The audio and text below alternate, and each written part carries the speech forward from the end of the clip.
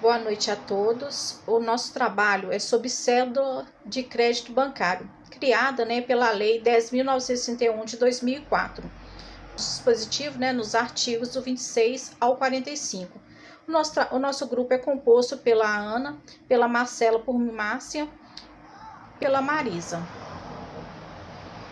Cédula de crédito é um título de crédito emitido, É um título de crédito emitido por pessoa física ou pessoa jurídica em favor de instituição financeira ou de entidade a esta equiparada, É representado por promessa de pagamento em dinheiro decorrente, de operação de crédito de qualquer modalidade, está no artigo 26 da lei. A cédula de crédito, como eu havia dito, é um título de crédito bancário, é um título causal emitido pelo tomador em favor da instituição financeira, é extrajudicial, que não precisa de ter, não precisa, sem necessidade de ordem de juiz, do juiz. Pode ser com garantia ou sem garantia. Com garantia, garantia real, que são os bens patrimoniais por bens, bens móveis ou imóveis, ou fidejussória, que é uma avalista, que no caso é uma avalista simultânea. Isso está no artigo 31. E a instituição também credora, ela deve integrar o sistema financeiro nacional.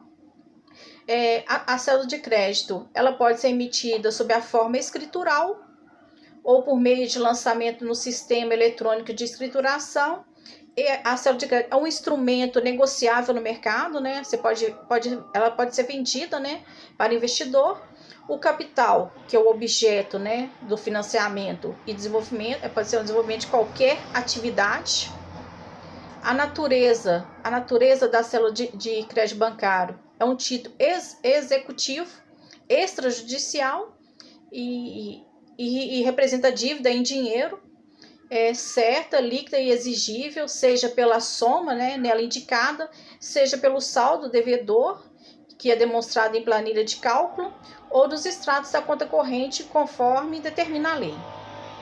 A Marisa vai falar um pouco sobre ele mais para frente. Já a pretensão,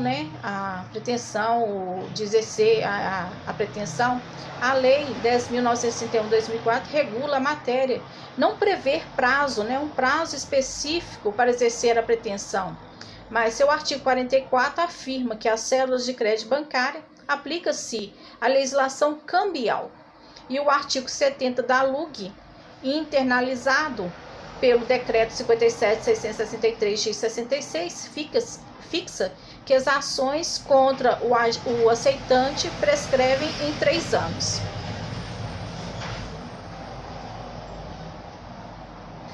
Os requisitos, a Marisa vai falar mais um pouco, daqui a pouco eu vou passar a palavra para ela. Eu coloquei aqui o artigo 44, que aplica-se às cédulas de crédito bancário no que não contrariar o dispositivo disposto nesta lei, a legislação cambial, dispensando o protesto para garantir o direito de cobrança contra os endossantes, seus avalistas e terceiros garantidores. Agora, quanto à ação de título, a ação de execução, a ação pode ser, prescreve em 3 anos, a partir, a contar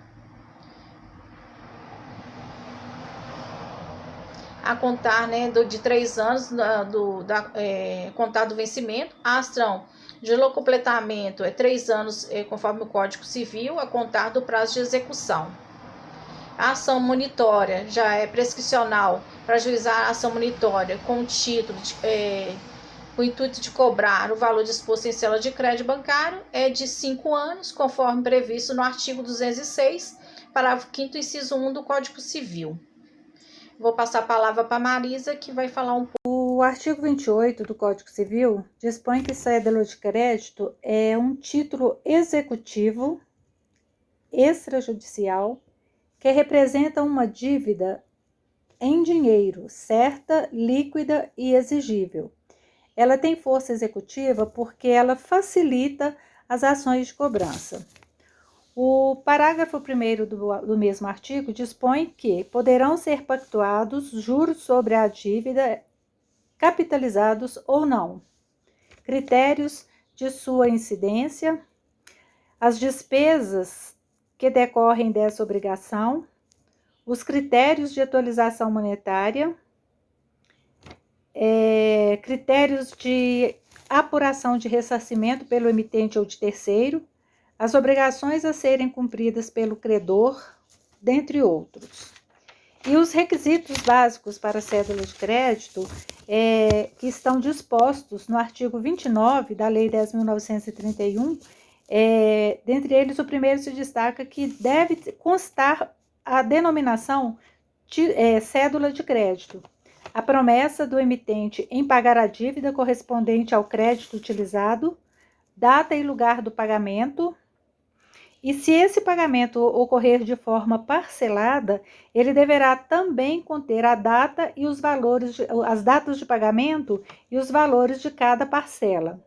Nome da instituição credora, pode ter cláusula, a ordem, assinatura do emitente e, se for o caso, do terceiro garantidor e os respectivos mandatários. A Lei 10.931 versa em seu 30º artigo a constituição da garantia das obrigações representadas pela cédula de crédito bancário, sendo aplicáveis as disposições da legislação especial ou comum no que não forem conflitantes entre si.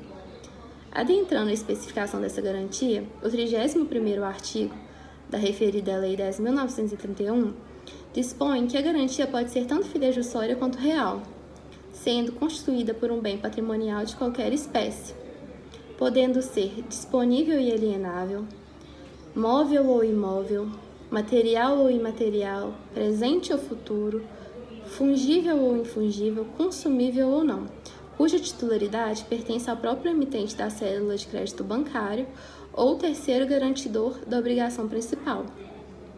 Ressalta-se que essa garantia poderá ser feita na própria cédula de crédito bancário ou em documento separado, como disposto no artigo 32 da referida lei. Ademais, o artigo 33, disposto nessa mesma Lei 10.931, dispõe que esse bem deverá ser descrito e individualizado, de modo que permita sua fácil identificação, havendo somente a hipótese de substituição pela remissão de documento ou certidão expedida por entidade competente, que integre a cédula de crédito bancário para todos os fins. Do credor, os bens constitutivos de garantia pignoratícia ou objeto de alienação fiduciária poderão permanecer sobre a posse direta do emitente ou do terceiro prestador da garantia nos termos da cláusula do constitutivo possessor. E nesse caso, as partes deverão especificar o local em que o bem será guardado e conservado até a efetiva liquidação da obrigação garantida. O emitente, e se for o caso o terceiro prestador da garantia, responderão solidariamente pela guarda e conservação do bem em garantia, e quando a garantia for prestada por pessoa jurídica, essa indicará os seus representantes que responderão pela guarda. O credor, ele pode exigir que o bem constitutivo da garantia seja coberto por seguro até a efetivação da liquidação da obrigação garantida, e nessa hipótese o credor será indicado como exclusivo beneficiário da apólice de seguro, né? E ele também vai estar autorizado a receber a indenização para liquidar ou amortizar a obrigação garantida. Se o bem dado em garantia for desapropriado, ou se for danificado, ou aparecer por fato imputável ao terceiro, o credor ele terá direito à indenização devida pelo expropriante ou pelo terceiro causador do dano, até o montante necessário para liquidar ou amortizar a obrigação garantida.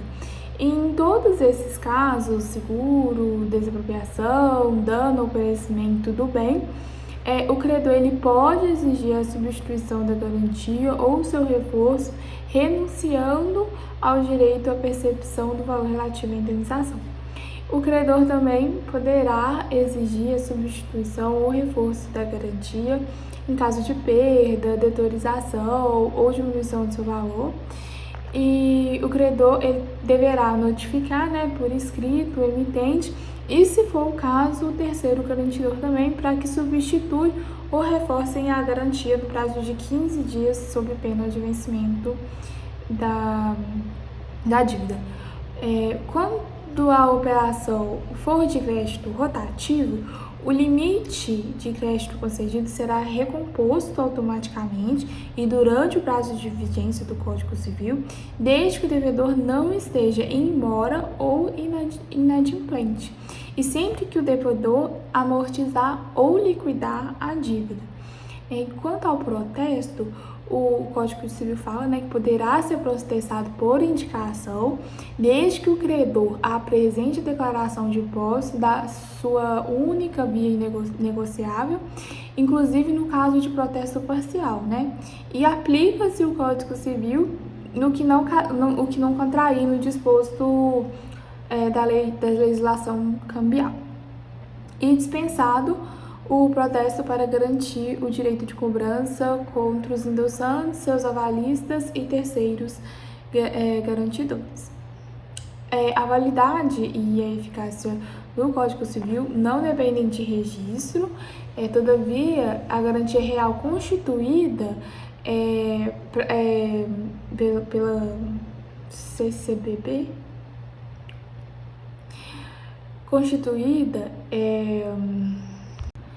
a validade e eficácia, né, da CCBB não dependem de registro do Código Civil, todavia a garantia é real e constituída para valer contra terceiros, fica sujeita ao registro ou à averbação prevista na legislação aplicável com as alterações introduzidas pela Lei 10.931 de 2014.